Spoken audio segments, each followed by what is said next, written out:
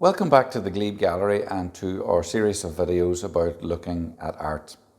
Well, today we're going to look at an abstract picture, and just like the previous two artworks that we looked at, we're going to follow the same steps, the steps of looking at it very closely, of describing it, of analysing it, and then trying to connect with it.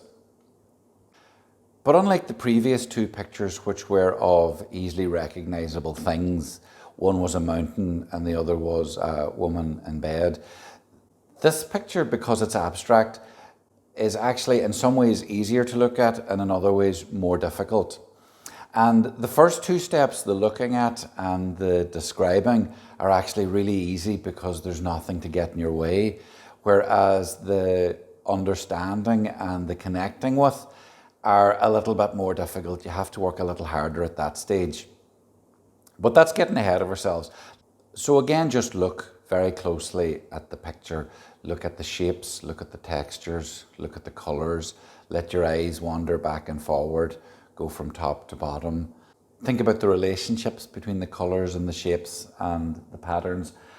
And just while you're looking at it, this might be a good time to talk about why we're actually doing this exercise.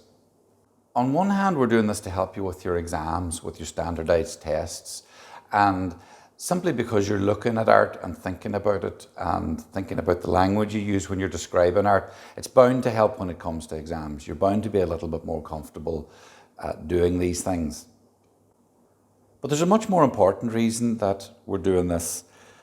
We're doing it to help you understand art and to help you connect with art, and to give you the tools that will allow you to use art and art collections throughout your life.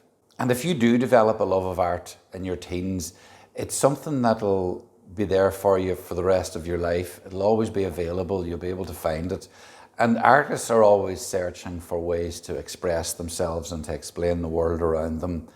And so it's a very enabling piece of equipment for you to have in your armour, if you like, something that you can use, that you can take out, that you can refer to. So these little videos might go a little bit of the way to help you begin that journey. So now that we've spent some time just looking at the picture, we can start to describe it. And it probably looks like something that's going to be very easy to describe, but when you get into it, there's quite a lot going on. At this point, it's nice for you to think about how you would describe it.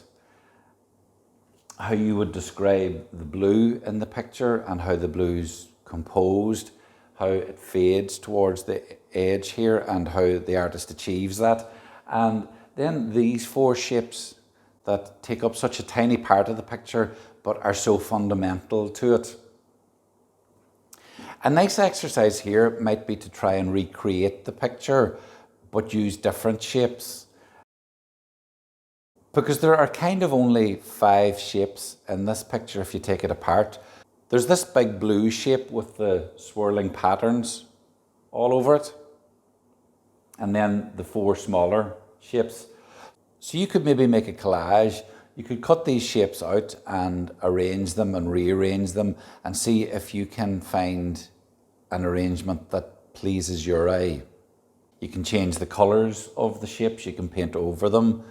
You could have a lot of fun recreating a picture like this or looking at the elements of a picture like this.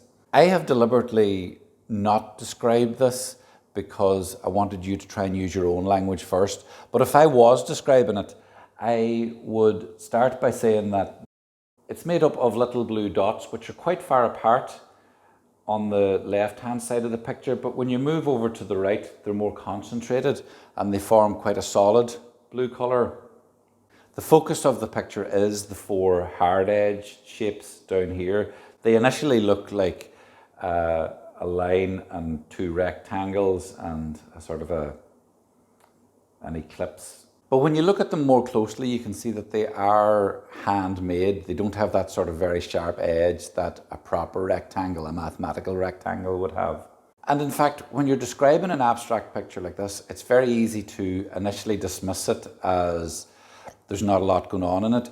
But when you really get into looking at it, it takes ages. There's so much actually going on because there's no subject matter. Now, I deliberately hung this picture beside the Hokusai that we looked at earlier on for two reasons. The first reason is that they hang very close together in the Glebe house in a room that has a lot going on in it.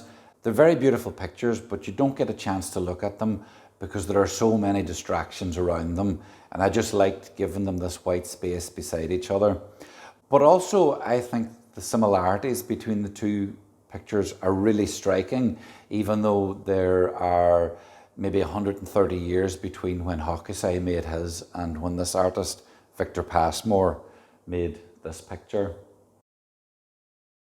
In previous videos, I asked you not to look at the labels too early on because they give you too much information and it's not helpful when you're just trying to look and describe the art.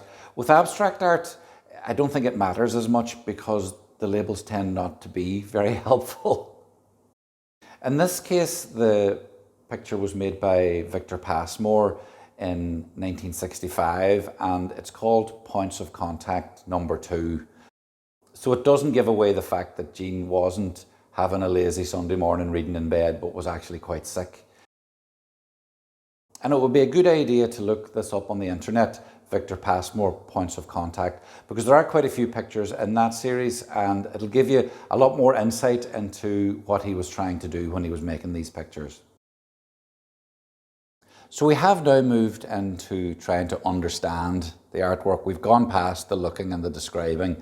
We're trying to make a bit of sense of this and what motivated Victor Pasmore to make pictures like this, what he was interested in, and what he was trying to say with his work.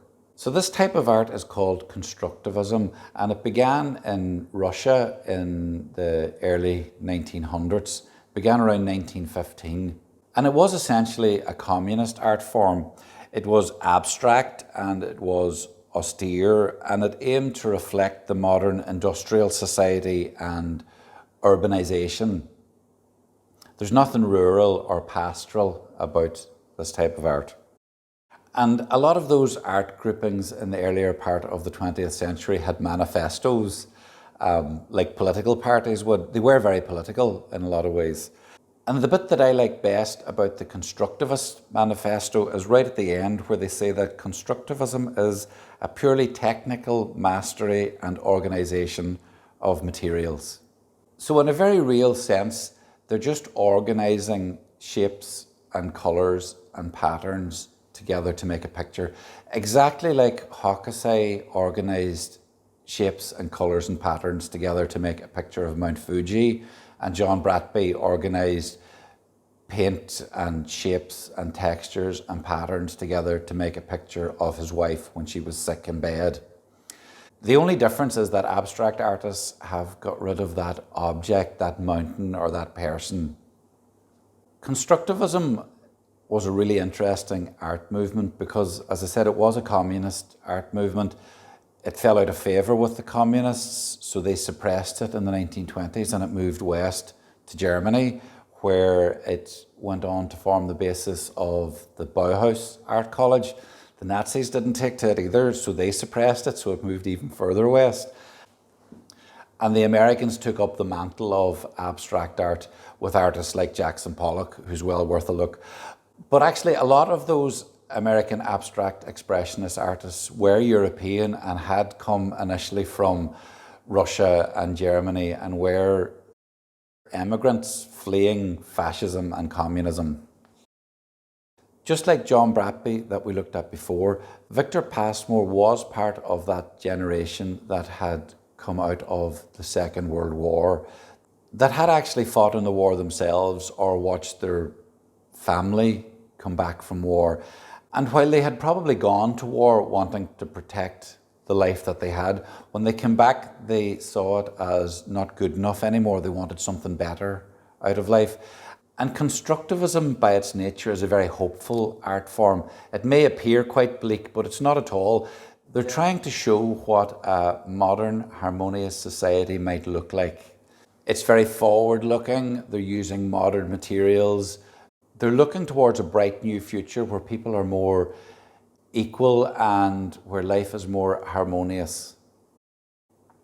The question for you is, do you think this is a harmonious picture, What sort of emotions do you feel when you look at this? Is it a happy picture? Is it a sad picture? What's the mood? What's the atmosphere? And in that way you can connect with it. But I think the exercise that I suggested earlier, where you try and make a collage using these shapes, might be more useful. I think all art involves certainly using your head, but also using your hands. And sometimes your hands lead the way and the thought follows it. So get some paper and scissors and see what you can make out of them, and see if you can connect with it and make some kind of meaning out of it for yourself that way.